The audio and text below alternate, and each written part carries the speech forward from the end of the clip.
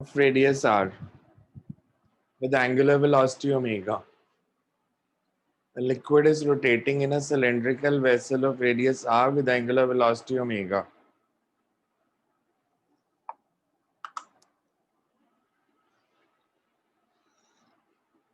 Find the difference in height of liquid between center and circumference of the container. Between center and circumference of the container.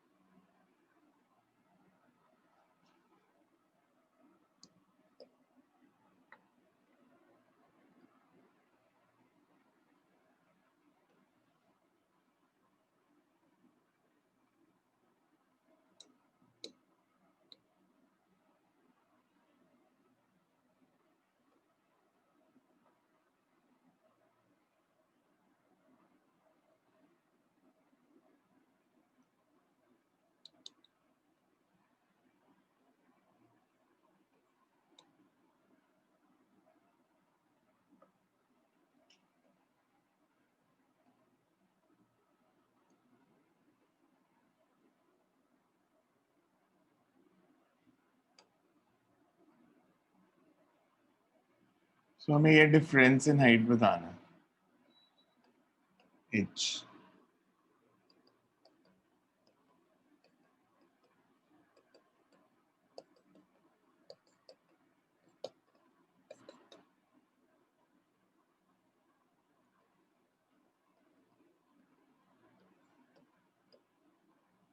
Liquid is rotating with angular velocity omega and radius is r.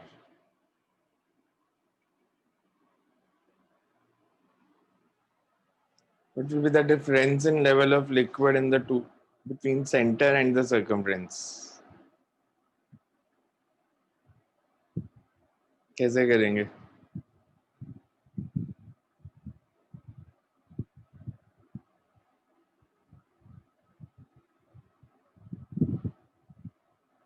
कैसे करें?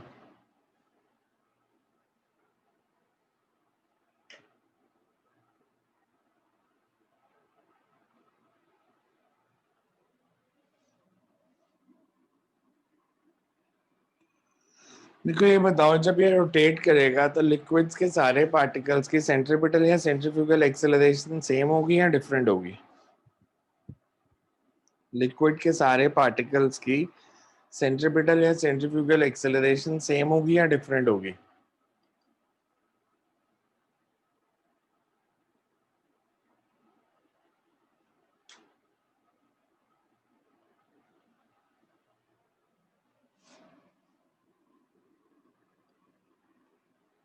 ये distance अगर x है तो इस point पे x omega square and g.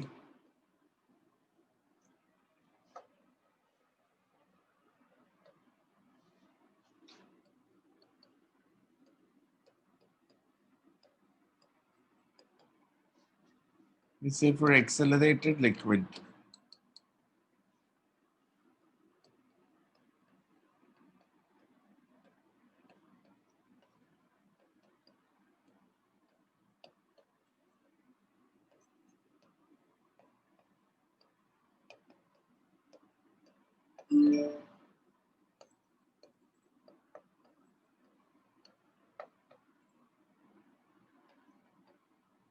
अगर difference in level निकालना है y component, you can simply integrate this relation.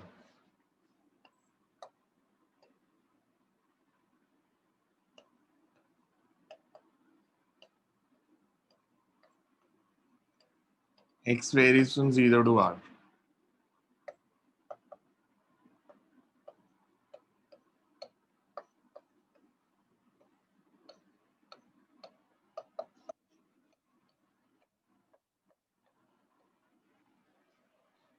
So this value h is r square omega square by 2g.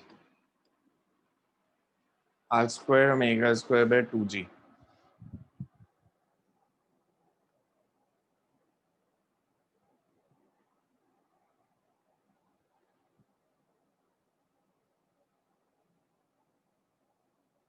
Next to it.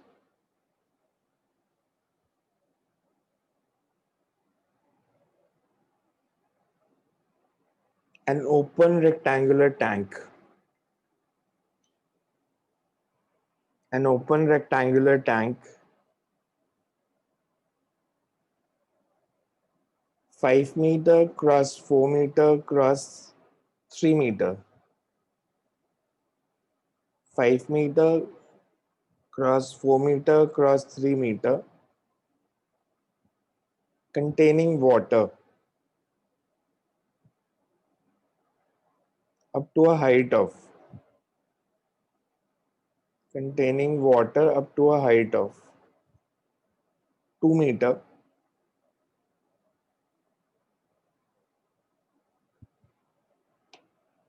is accelerated horizontally as shown.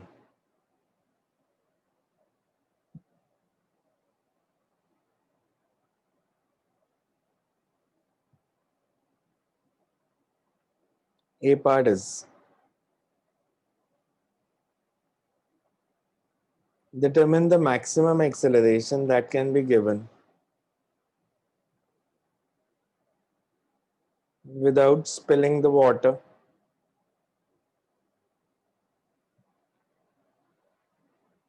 Calculate. Second part is calculate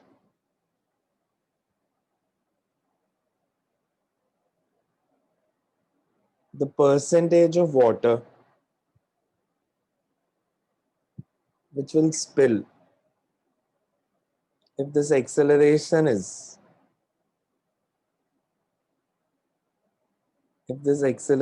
is increased by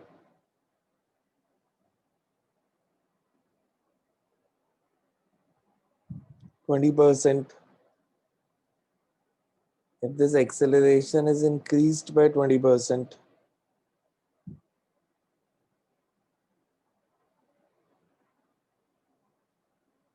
And third part is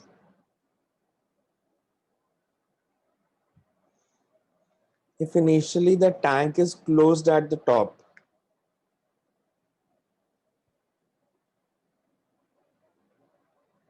and its acceleration is 9 meter per second square horizontally,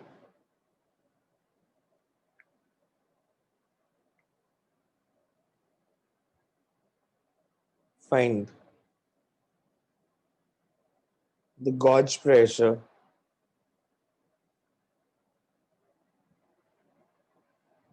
at the bottom of front and rear walls of the tank. At bottom of Front and rear wall of the tank.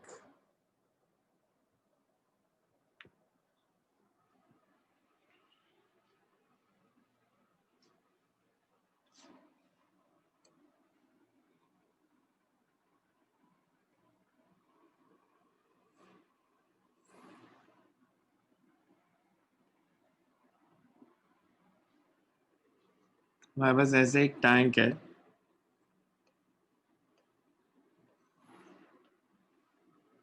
ये diagram दिया है साथ में. It's filled up to a height of 2 meter.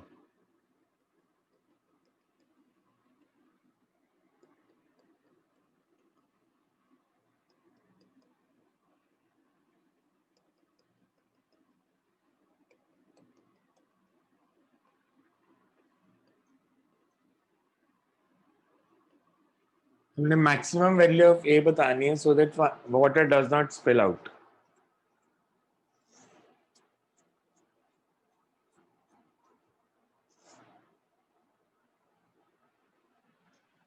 one.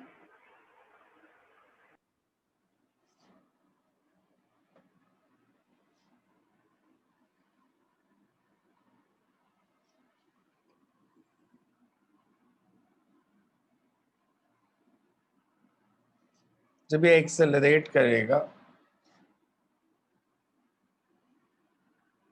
तो liquid surface takes this shape. इससे ज्यादा acceleration हुई तो लिक्विड बाहर आना शुरू हो जाएगा। This is the maximum inclination possible. So we say for maximum inclination,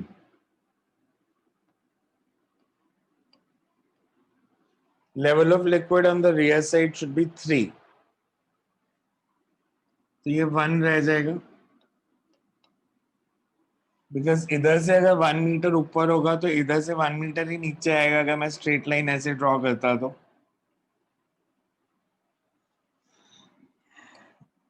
एक साइड से 1 मीटर ऊपर गया, दूसरी साइड से 1 मीटर नीचे आया। Difference in height is 2 meter और ये साइड 5 मीटर है। सो tan theta is 2 by 5. 2 by 5 is equal to a by g. A comes out to be 4. 1 कैसे आया था? सर मैं tan थीटा से आया था, एक्सेलरेशन में मेरी भी 4 आई। tan थीटा 1 थोड़ी है, tan थीटा 2 by 5 है। tan थीटा की वैल्यू 1 होगी तो a तो 10 आ जाएगा। So you can say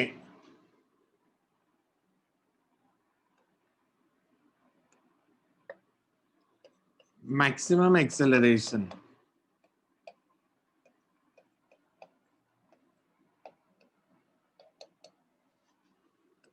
of liquid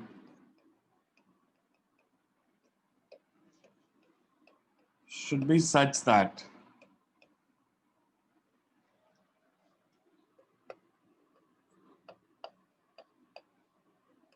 level of liquid on the rear side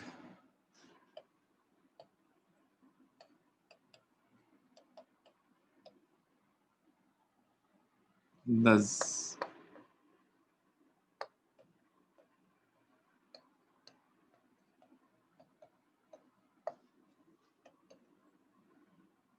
as shown in figure.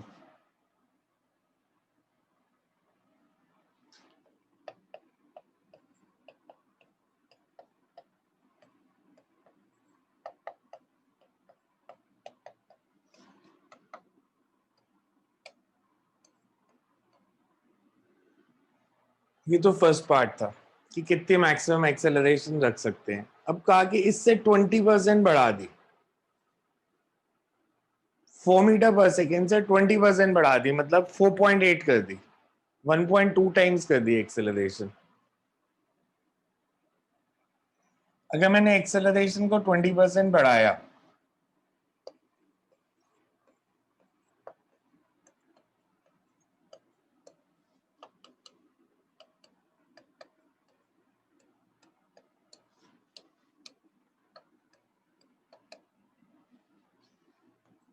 तो a dash is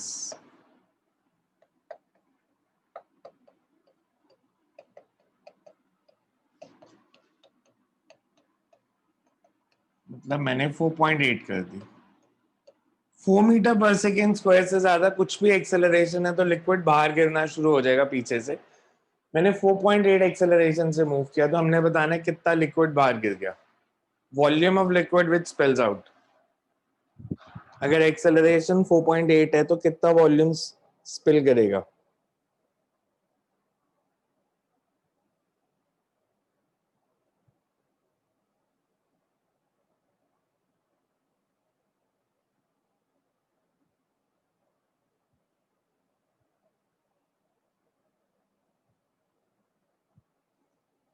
Fraction of liquid which will spill out.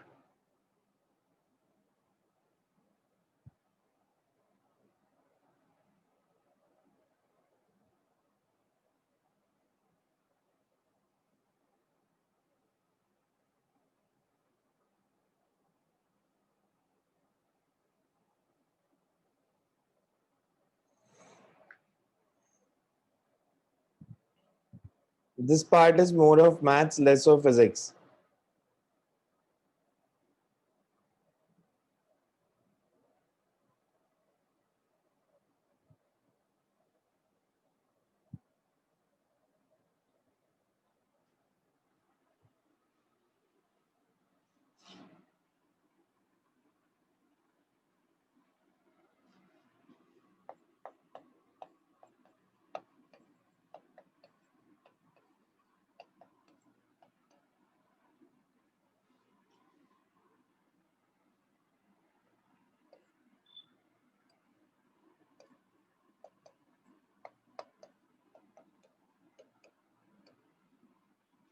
tan theta is 0.48.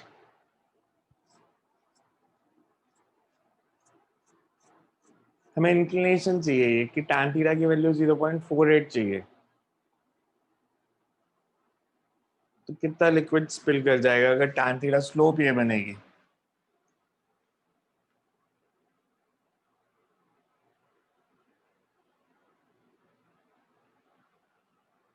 कितना liquid spill करेगा अगर slope ये बनेगी? Maths है, इसको solve करो, खाली मत बैठो। अब सिर्फ कॉपी करने नहीं आए क्लास में, सॉल्व इट। मिनट के टाइम दो बस। कितनी? सर थोड़ा वेट, एक निकाल रहा है सर। लो, आराम से बैठो, आप 5 मिनट लो, मैं रिकॉर्डिंग भी स्टॉप कर देता हूँ।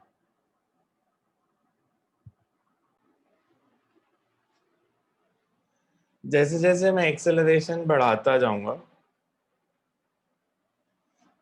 बेसिकली हो क्या रहा है,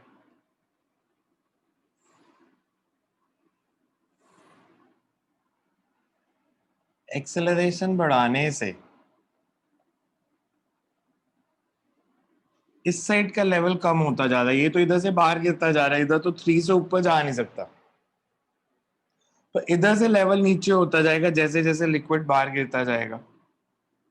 तो अल्टीमेटली जब 20% बढ़ाइए, कुछ इस तरह की सिचुएशन बनी, इधर जो लेवल ऑफ लिक्विड है दैट इज वाई, ये मेरे को पता नहीं कितना,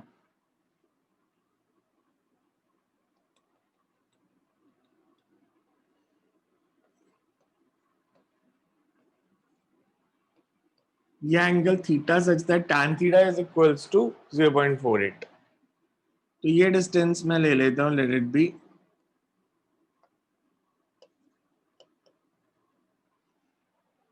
बिकॉज टोटल 3 है, अगर ये y है तो this will be 3 minus y,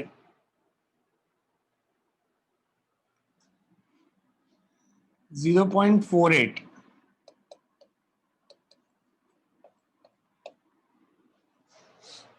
यही बनेगी tan थीटा की value, 3 perpendicular over base, 3 minus y upon 5। So 2.4 is equals to 3 minus y, means y is equals to,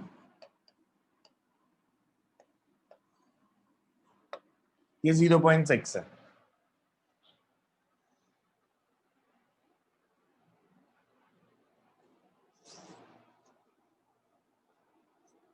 पहले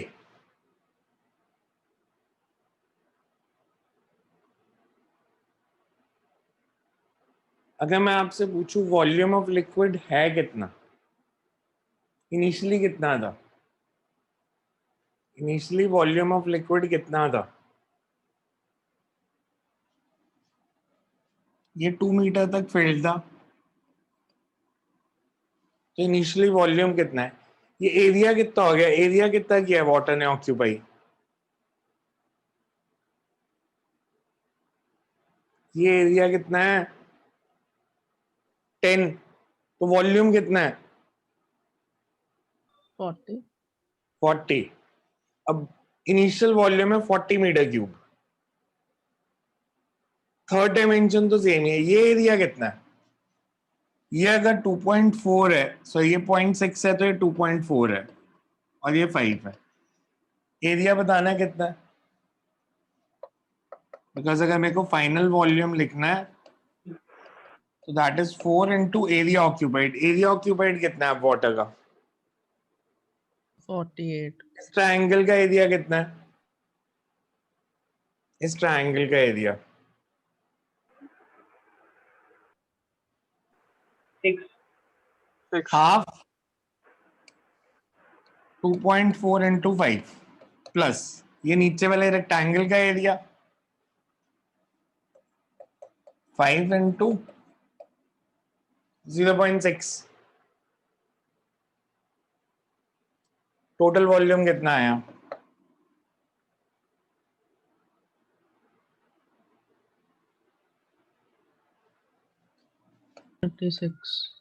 पहले कितना था?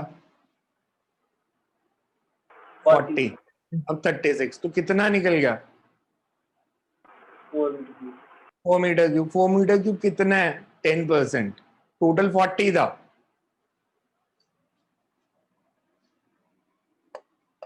मैं इसलिए कह था ये मैथ्स है।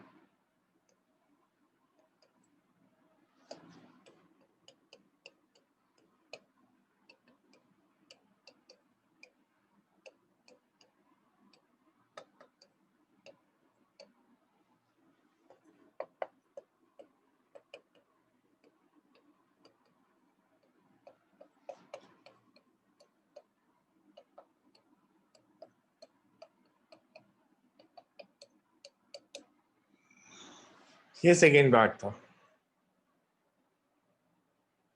थर्ड पार्ट में दिया है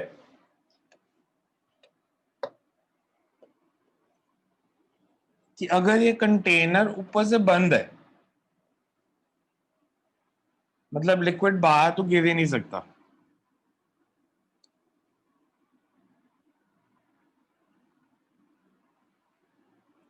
और इसकी एक्सेलरेशन बढ़ा के कर दी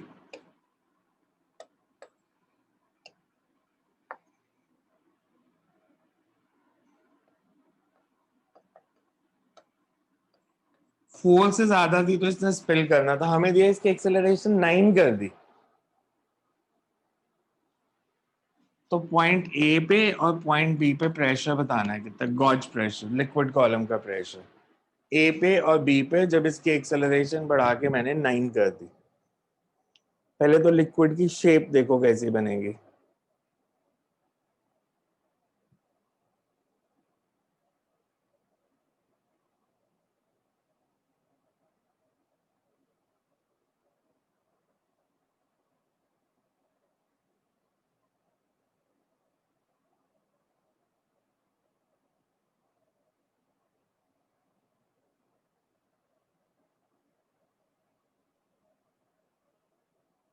लिक्विड की शेप कैसी बनेगी?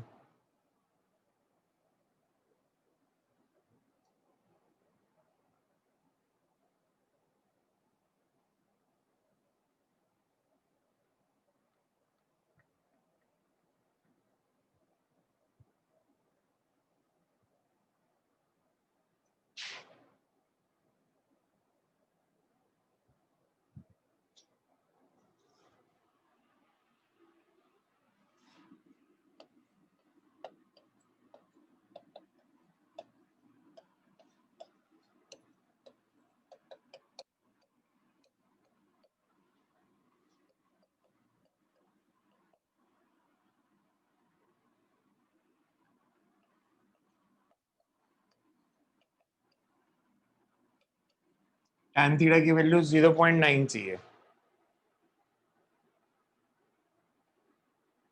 जैसे पहले 0.48 थी, अब tan थीटा की वैल्यू 0.9 है। तो find the pressure at the base of point A and B. Acceleration बढ़ानी शुरू करोगे? हाँ जी। सर बी से तो सर पानी हट जाएगा सर, तो वहाँ तो जीरो हो जाएगा गॉज प्रेशर। बी पे 0 हो जाएगा और ए पे सर एच रो जी।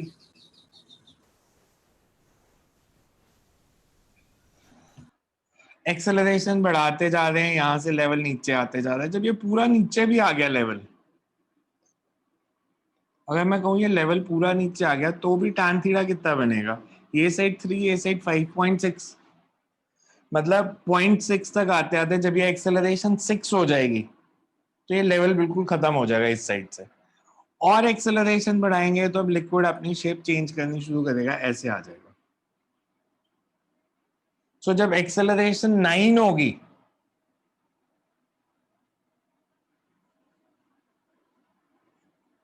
तो लिक्विड ये शेप ले चुका होगा।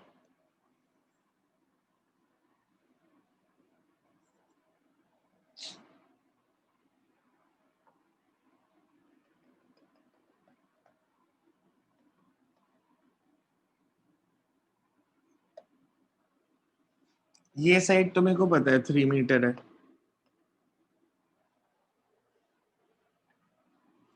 अच्छा ये भी निकाल दो, ये डिस्टेंस कितना होगा?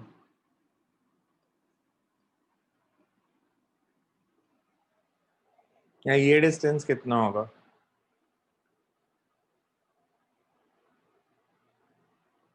कैसे निकालेंगे उसको? सर अगर हम जो ट्रायंगल बन रहा है वाला वो स्ट्रेच कर देंगे तो ये ऊपर की हाइट 2 गिवन है, नीचे 4.5 हो जाता है वो tan थीटा को रखिए।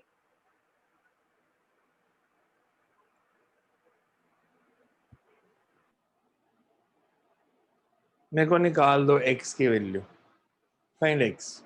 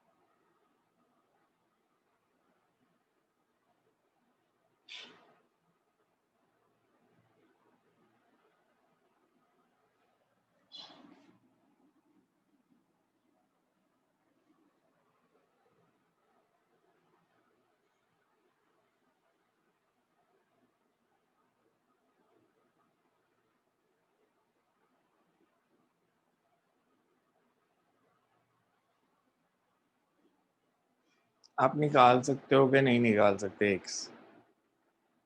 सर निकाल रहे हैं 2 मिनट।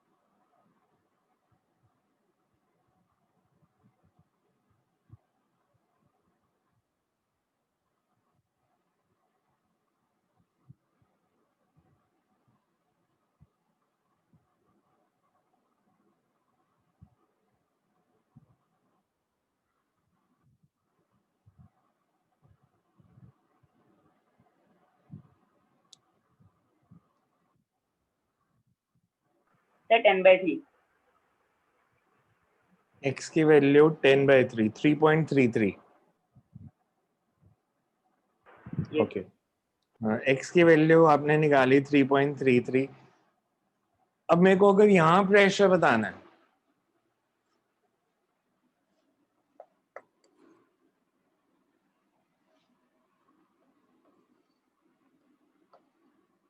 तो यहाँ प्रेशर होगा कितना?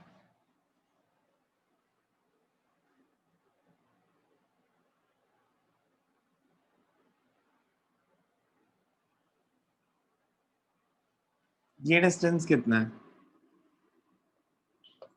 सर इसके अंदर एच रो जी और एल रो जी दोनों होंगे।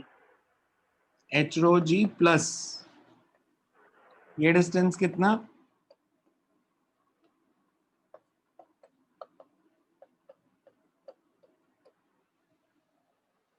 Because vertical pressure h rho g, horizontal pressure 5 minus x dash into rho a। Pressure scalar है तो ऐड कर देंगे। So next you write। Excuse me sir. हाँ जी, सर मैंने अभी अभी ज्वाइन किया था, कितना हो चुका है? कितना हो चुका है? आज तो 7:45 क्लास बोली थी, शुरू 7:55 पे हुई थी। वैसे आपने मैसेज नहीं पढ़ा था? नो सर, वो मोबाइल में मम्मा के पास होता है। 7:45 थी आज क्लास। शाम को फ्री हो तो शाम वाली लगा लेना। वैसे तो न्यूमेरिकल्स ही हैं, शाम को डिफरेंट ही करने हैं हमने। ओके इसका सर। वीडियो देख लेना और शाम वाली क्लास वैसे लगा लेना, लगानी है जिसने भी। तो बिकॉज कल भी न्यूमेरिकल उन्होंने डिफरेंट किए थे, लास्ट हाफ एन आवर का पार्ट उनका डिफरेंट था। सर वो जो Next, कल आपने होमवर्क दिया था उसका आंसर क्या आया था? बाद में देख, तो मेरे को आंसर याद नहीं। शायद रो g/6 या ऐसे कुछ आंसर आता है मेरे ख्याल से। आपका क्या है? 2229 by 120 rho g. सर रोजी भाई 6 आया मेरा। हाँ, रोजी बाय 6 आएगा आंसर उसका, मेरे को जहां तक याद है उसका रोजी बाय 6 आंसर है।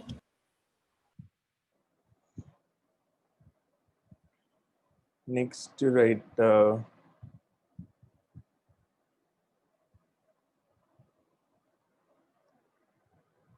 a vertical YouTube. A vertical YouTube is filled with water and rotated about vertical axis as shown.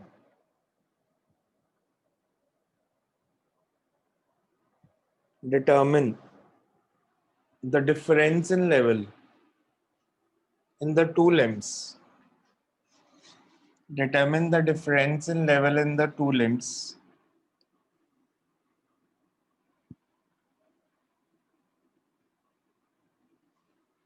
If omega is 60 RPM.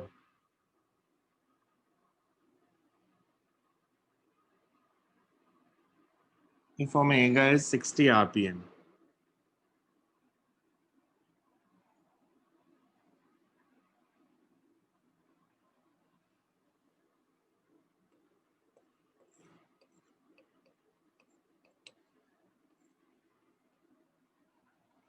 हमारे पास एक ये वर्टिकल यूट्यूब है and it's rotated about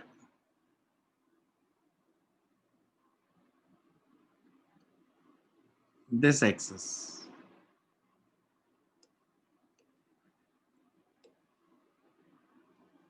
इस एक्सिस का डिस्टेंस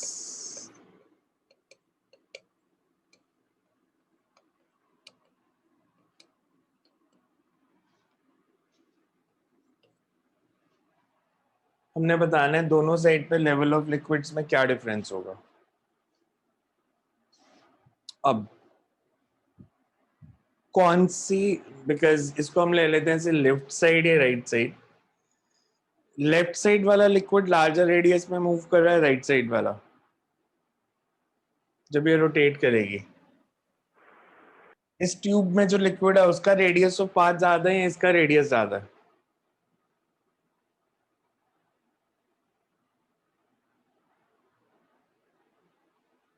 ये tube में जो लिक्विड है इसका रेडियस ऑफ पाथ क्या बनेगा, एक्सिस से डिस्टेंस कितना है,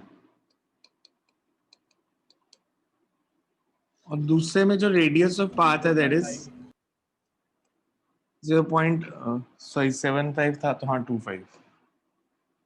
ठीक है, हमारे पास फॉर्मूला था कि सेंटर में मतलब जो एक्सिस है उसमें और साइड में डिफरेंस इन हाइट कितना होता है,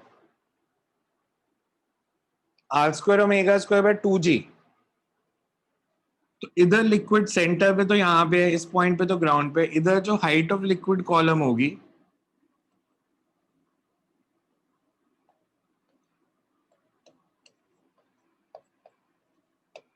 और इधर जो हाइट ऑफ लिक्विड कॉलम होगी दैट विल बी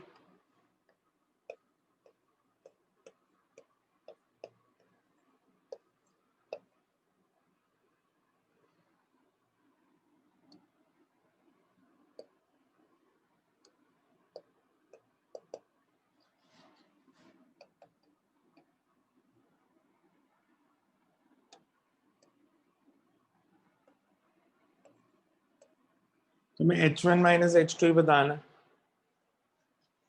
बिकॉज जो लार्जर रेडियस में मूव करेगा वो ज्यादा ऊपर जाएगा, जो स्मॉलर रेडियस में मूव करेगा वो कम ऊपर जाएगा।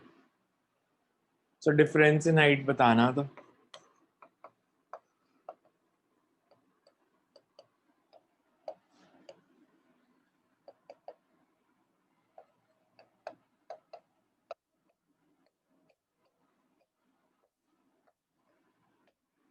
r1 square minus r2 square into omega square by 2g।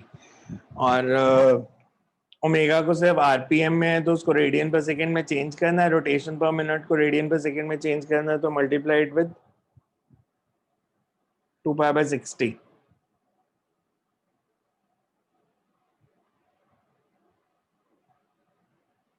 next to right.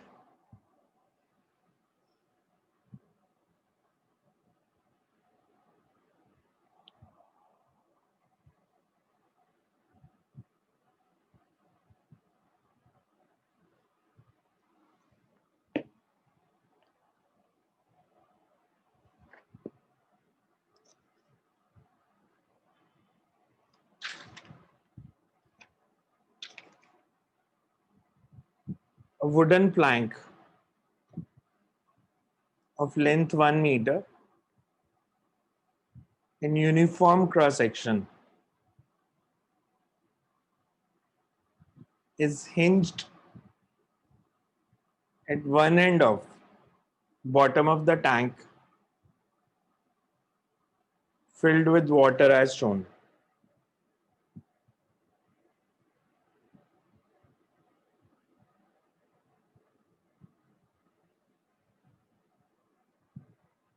Specific gravity of plank is 0.5.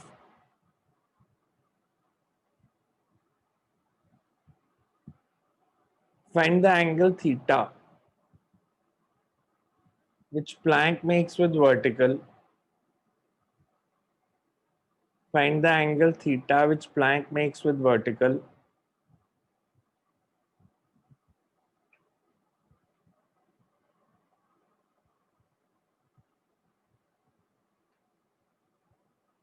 In equilibrium position.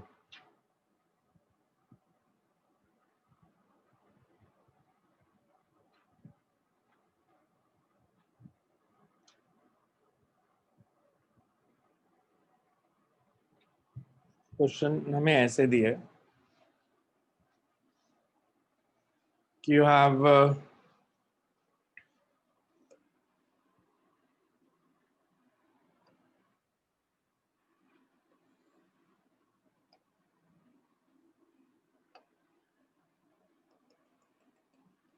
इसमें ऐसे लिक्विड फिल्ड है water up to a height of 0.5 meter. हमने एक 1 metre का Planck यहां से hinge किया. Equilibrium में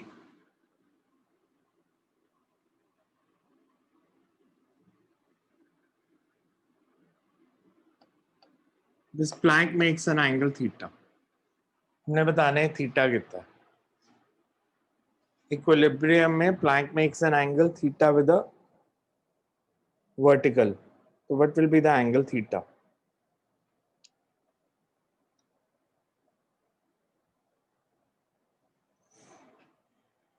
Basically equilibrium का मतलब कि you have to make net force 0 and net torque 0. Net force और net torque 0. Hinge force जो लग रही है because it's hinged, वो vertical है, horizontal है या दोनों directions में है? Hinge force. मैंने आपसे बोला था कि जब नहीं पता हो तो दोनों डायरेक्शंस में ले लेना. तो इस केस में बताओ हॉरिजॉन्टल में है, वर्टिकल में है कि दोनों में है?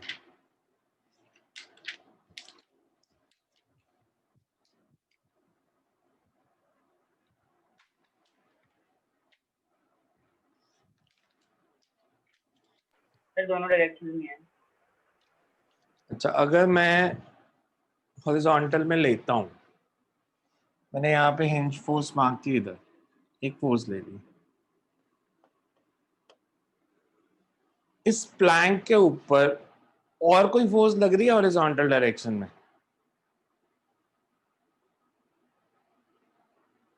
इस प्लैंक के ऊपर एक लग रहा है वेट, एक अपथ्रस्ट और एक हिंज फोर्स.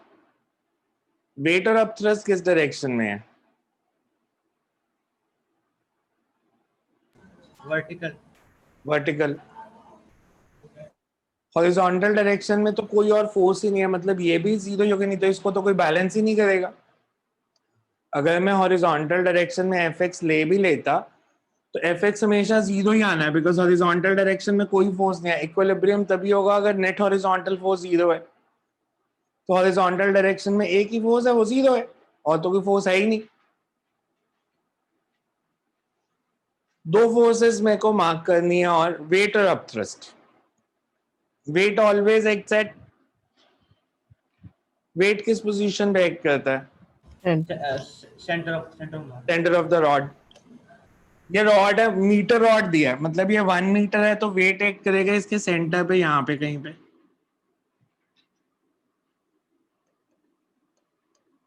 ये डिस्टेंस मतलब AC, this is half meter. इसका इमर्स्ड पार्ट है AP।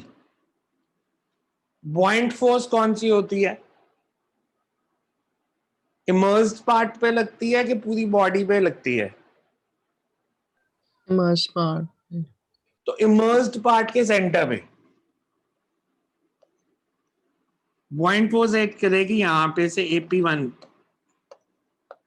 और AP1 जो होगा वो इमर्स्ड पार्ट का हाफ।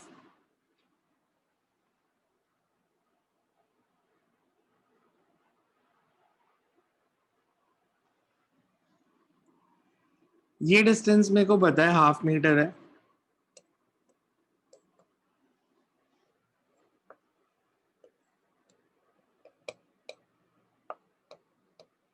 ये थीटा, तो कॉस थीटा कितना हो जाएगा?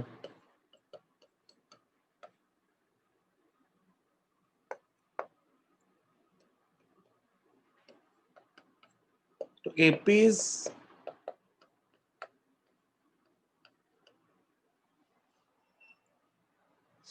AP यही आया 1/2 cos theta.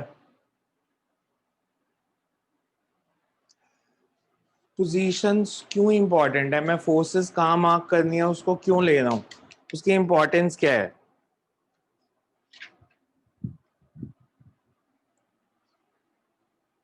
Because body equilibrium में तब होगी जब टॉर्क जीरो है। अब हिंज्ड है, तो हम किस पॉइंट के अबाउट टॉर्क जीरो कर दें? Hinge point. इंच पॉइंट के हिंज अबाउट। पॉइंट के अबाउट। इंच पॉइंट हो गया ये। इस पॉइंट पे अपथ्रस्ट के कारण टॉर्क कितनी, अपथ्रस्ट है कितनी? अगर मैं आपसे पूछूं अपथ्रस्ट कितनी है, तो इमर्स्ड पार्ट की लेंथ है हमारे पास, इमर्स्ड पार्ट की लेंथ है AP, और अगर मैं इस रॉड का क्रॉस सेक्शनल एरिया लेता हूं A, तो volume of immersed part is small a ले लो, कंफ्यूजन ना हो ताकि।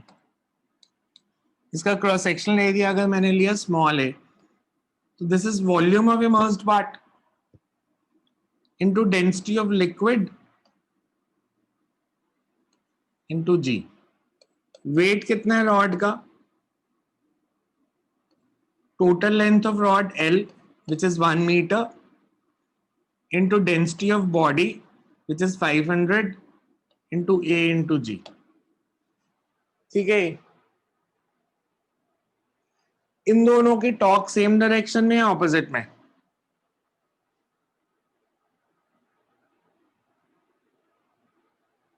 सिर्फ इस फोर्स को देखो, वेट को, वेट के कारण क्लॉकवाइज रोटेट करना था एंटी क्लॉकवाइज? वेट के कारण। Clockwise.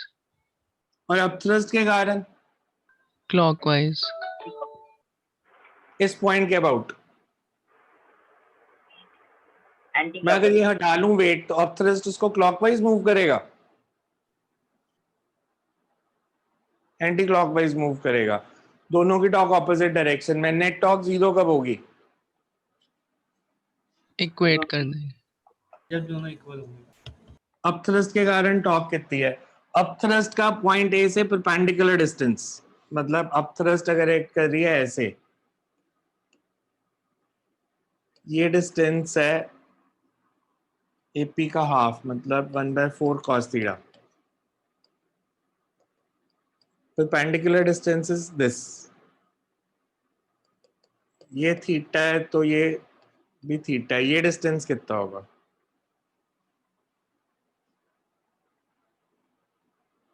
इसको मान लो लेट इट बी x1, तो साइन थीटा 1 कितना है इस ट्रायंगल में? साइन थीटा इस ट्रायंगल में साइन थीटा कितना है? x1 upon 1/4 cos theta.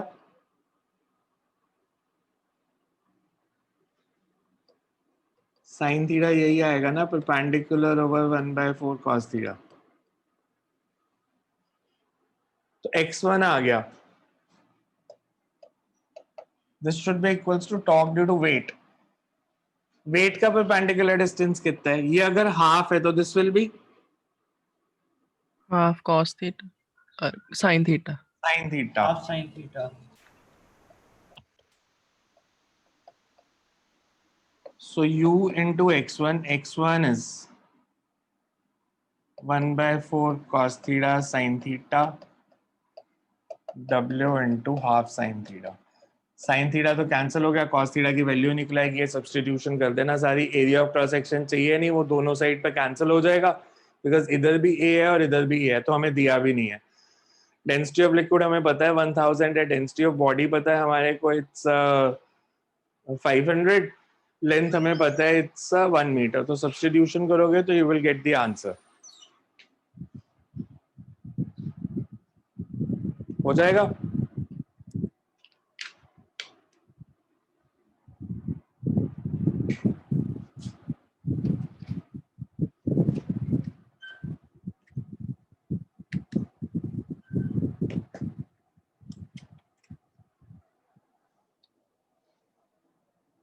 आया समझ कैसे करना है?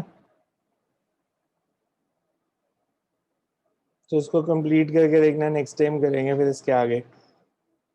और एचसी के क्वेश्चन देता हूँ, एचसी के आगे के क्वेश्चन करके देखना।